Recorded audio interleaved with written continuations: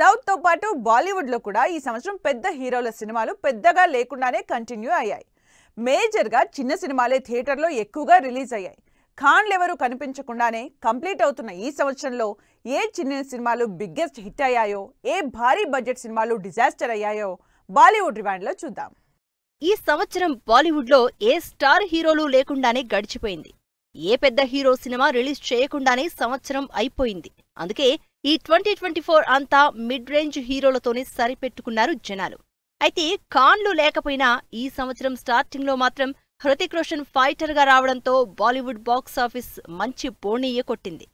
దీపికా పదుకొన్, హృతిక్ జంటగా సిద్ధార్థ్ ఆనంద్ డైరెక్షన్ లో తెరకెక్కిన ఫైటర్ రిపబ్లిక్ డే సీజన్ లో రిలీజ్ కావడం, సాలిడ్ యాక్షన్ తో మంచి హిట్ కొట్టడం, 350 కోట్ల కలెక్షన్లు రాబట్టడంతో బాక్సాఫీస్ బూస్టప్ తో స్టార్ట్ అయింది.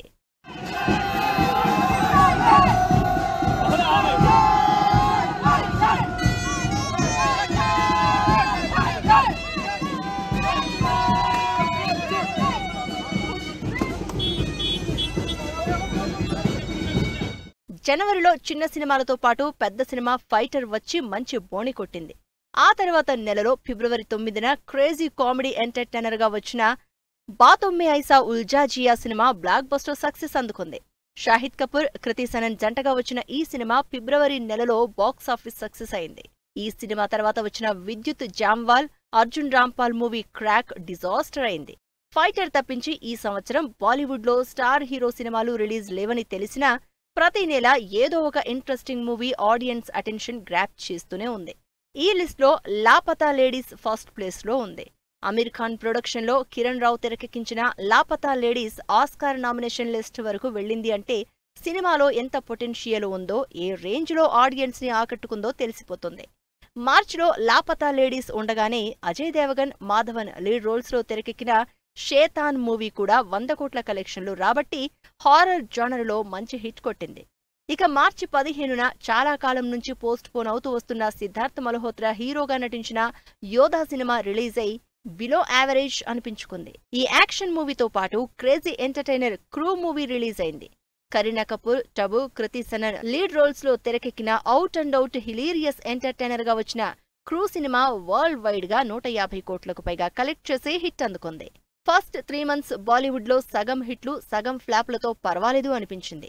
ఇక ఏప్రిల్లో సమ్మర్ సీజన్ స్టార్ట్ అవగానే ఏప్రిల్ 11న థియేటర్లోకి వచ్చిన బడే మియా చోటే మియా సినిమా రికార్డులన్నీ బద్దలు కొడుతుంది అనుకున్నారు.